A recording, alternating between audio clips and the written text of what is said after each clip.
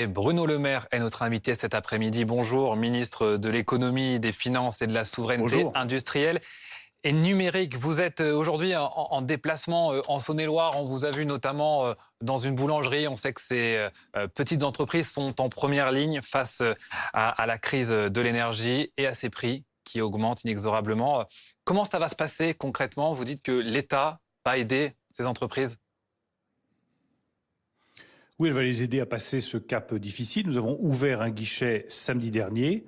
J'invite toutes les entreprises qui doivent régler leur facture 2022 à s'inscrire sur ce guichet impôts.gouv.fr.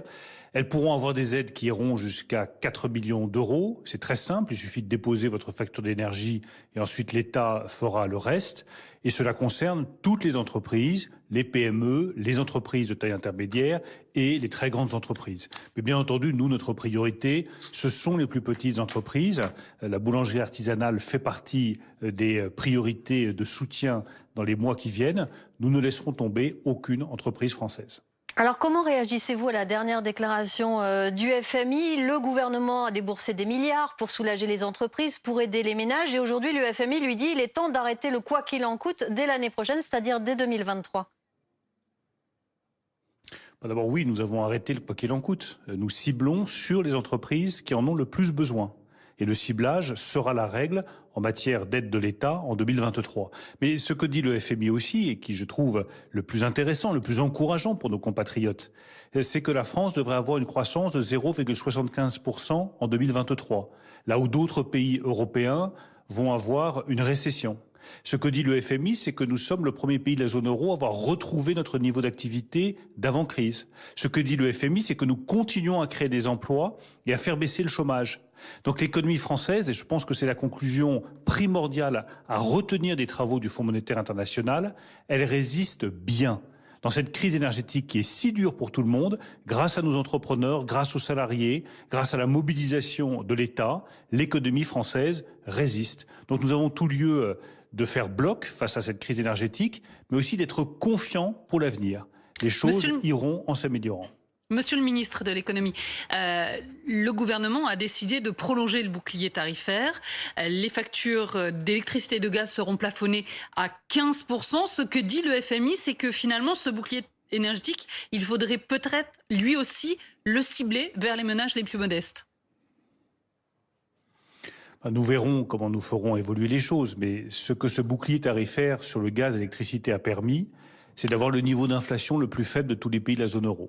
Nous avons anticipé les difficultés, anticipé la flambée des prix du gaz et des prix de l'électricité, et nous avons du coup un niveau d'inflation qui est le plus faible de la zone euro. Il y a une première évolution au 1er janvier, c'est qu'effectivement nous faisons passer une hausse de 15%.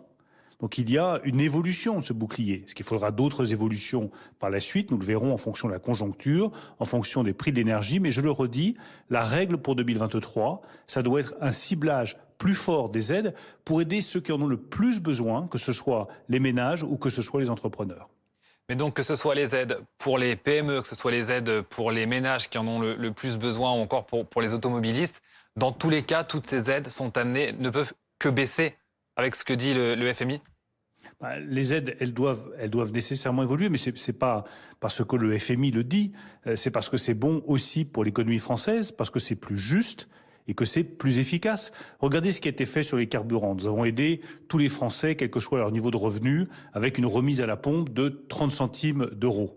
C'est pas forcément ce qu'il y a de plus juste d'avoir 30 centimes d'euros de remise à la pompe quand on a un niveau de revenu très élevé ou quand au contraire on utilise beaucoup sa voiture pour se déplacer, se rendre sur son lieu de travail et qu'on a un niveau de revenu modeste. Donc à partir du 1er janvier 2023, avec la Première ministre, nous mettrons en place une indemnité carburant pour ceux qui travaillent et qui sera en fonction de l'éloignement de votre lieu de travail et qui soutiendra ceux qui en ont le plus besoin, c'est-à-dire ceux qui n'ont pas d'autre choix que de prendre leur voiture pour aller travailler. C'est ça le ciblage. Le ciblage, c'est des dispositifs qui sont plus justes, plus efficaces et évidemment plus respectueux aussi de notre situation des finances publiques. Alors assainir les finances publiques, est-ce que c'est la principale raison aujourd'hui de cette réforme de l'assurance chômage ? Non, la principale raison, c'est le plein emploi. Nous voulons atteindre le plein emploi. Quand on regarde ce qui se passe depuis maintenant plus de 5 ans, nous sommes en train de réussir Oui. ce que la France n'avait jamais réussi depuis un demi-siècle, aller vers le plein emploi. Nous sommes juste au-dessus de 7% de taux de chômage. Maintenant, le plus difficile reste à faire. Et le plus difficile, ça suppose de réformer l'assurance chômage, c'est ce qu'a annoncé Olivier Dussopt. Quand la situation va bien, quand il y a des pénuries d'emplois, quand vous avez des hôteliers, des restaurateurs, des chefs d'entreprise dans le bâtiment, dans les travaux publics, dans l'agroalimentaire, qui ne trouvent pas de gens pour aller travailler, qui ne trouvent pas les salariés dont ils ont besoin, je pense qu'il est juste, nécessaire d'adapter les règles d'indemnisation du chômage. C'est exactement ce qu'a proposé Olivier Dussopt. Ça va en complément d'autres mesures, plus de formation, plus de qualifications qui correspondent aux besoins des entreprises. C'est ce qui nous permettra au bout du compte d'atteindre le plein emploi. Cette réforme de l'assurance chômage est un des éléments qui doit nous permettre d'arriver au plein emploi en 2027, c'est-à-dire une situation que la France n'a pas connue depuis un demi-siècle. Monsieur le ministre, cette réforme de l'assurance chômage va également revoir à la baisse la durée d'indemnisation des seniors. Et on le sait pertinemment, les seniors, ce sont les premières personnes finalement qui sont remerciées par les entreprises.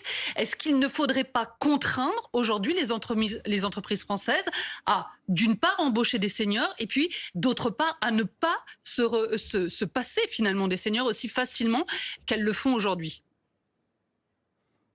Vous avez raison, ça, je pense que c'est un des grands défis de l'économie française. C'est pas normal que le taux d'emploi des seniors, même si j'aime pas tellement ce terme, il soit d'un peu plus de 50% en France, là où il est de 75% en Allemagne.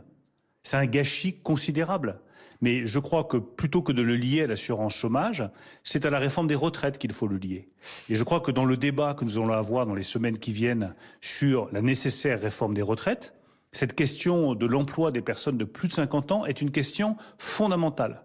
En ayant autant de personnes qui partent du travail à 52, 53 ans, parfois forcés, eh bien, vous avez une perte d'expérience, une perte de compétences, une perte de savoir-faire, des savoirs qui ne se transmettent pas des plus âgés aux plus jeunes. Donc, je considère que c'est un gâchis collectif. Ça doit faire partie des discussions dans le cadre de la réforme des retraites. Mais en l'occurrence, pour ce qui concerne l'assurance chômage, il n'y a pas de discussion. Ça y est, ça a été annoncé par le ministre du Travail ce matin. Et prenons encore un exemple très concret.